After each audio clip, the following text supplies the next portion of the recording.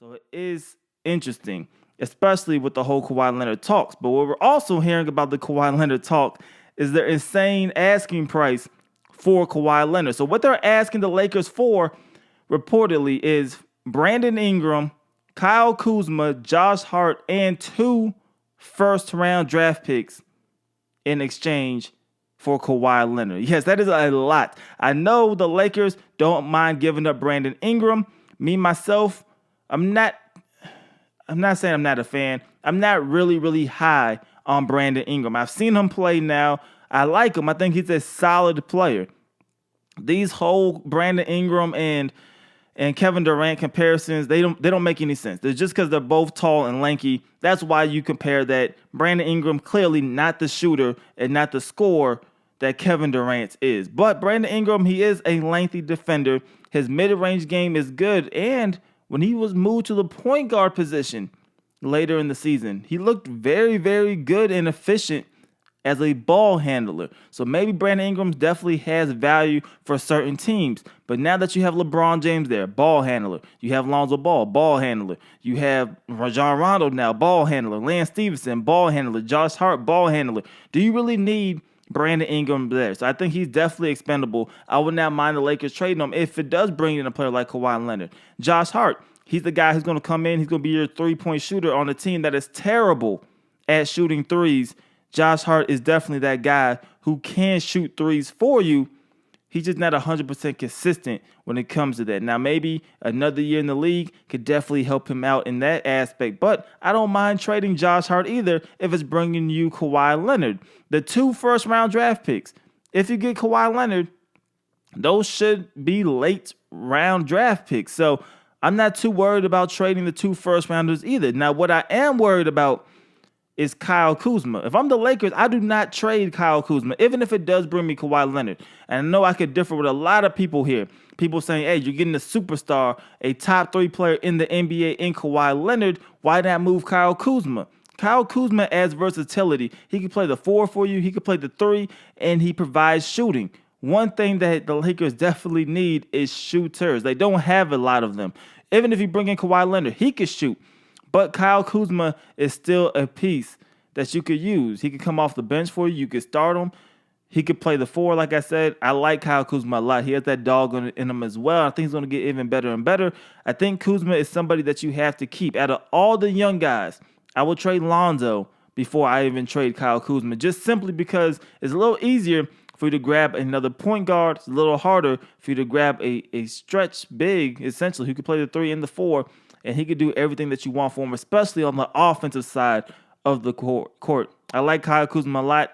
I don't really move him. So who do the Spurs look to now? The Boston Celtics. They could be a potential landing spot. The Spurs will probably prefer trading Kawhi to the Eastern Conference because they don't have to play him, 4 times a season. So the Celtics definitely come up. But the Celtics, they're trying to get a package with just draft assets, essentially. They don't want to trade any of their 5 young guys. 5 of them, they're all off limits. They're just trying to trade future draft picks. We know the Celtics, they have the most draft picks out of any team right now. So they have draft picks literally to just blow, and it makes sense from that aspect. But the Spurs, they want players and they want draft picks. That's why the Celtics, unless they come up off of one of these young guys, simply really not going to work. And that's why I don't think the asking price is really going to work for San Antonio. Yes, it's insanely high right now, but that asking price is going to come down each and every week they don't trade Kawhi Leonard. Look at Philadelphia. They could also make sense, but they're not going to trade Joel Embiid. They're not going to trade Ben Simmons. Who else can they trade? Yes, they can trade Saric, but what I'm hearing is that the Spurs are going to ask for Markelle Fultz, and the Philadelphia 76ers are not willing to throw in a Markelle Fultz at all. So if you're not going to throw in Markelle Fultz, what else can you possibly get back from the Philadelphia 76ers that's going to make this worthwhile? Yes, you could get a pick, but you could get the pick for the Lakers and Brandon Ingram and Josh Hart. They're just not willing to throw in a Kyle Kuzma. So at this point, if you're trying to look for the best value, unless the Celtics throw in a bunch of draft picks, the best offer right now is from the Lakers, and it's not an offer that the Spurs are willing to take right now. So keeping Kawhi Leonard is what the Spurs are trying to do. They're hoping Kawhi can get a change of heart. We knew that the Clippers, they also tried to get Kawhi Leonard, and whatever they offered clearly wasn't enough right now either. I think the Spurs are really willing to sit this one out and really wait till the trade deadline. Kawhi Leonard not playing, I think that rumor is bogus. I don't think there's any way Kawhi Leonard does not play if he's healthy enough to play. And that's another thing as to why these teams haven't pulled the trigger on this trade yet. We don't know all the medical reports from Kawhi Leonard. Is he 100% healthy? Can he bounce back? Is there a chronic injury that we don't really know about at this point? I think Kawhi should be okay, but you don't know what is the problem. Clearly, he doesn't think he's okay, and if there's a difference with the Spurs organization and their opinions on whether or not Kawhi Leonard could play or not. So we don't know the medicals of Kawhi. Teams don't know the medicals of Kawhi. Every team but the Lakers don't even know if Kawhi is going to re-sign with them, and this could truly be a one-year rental.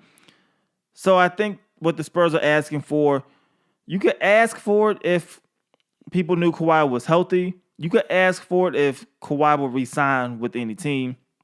You can't really ask for it if teams don't have that clarity and the insurance that Kawhi Leonard will be back. So I definitely think it's an insane asking price right now. I think it will come down over time. But right now, nobody is budging. The Lakers could be willing to let this thing play itself out and just try to sign Kawhi Leonard in the offseason. It backfired with them with Paul George.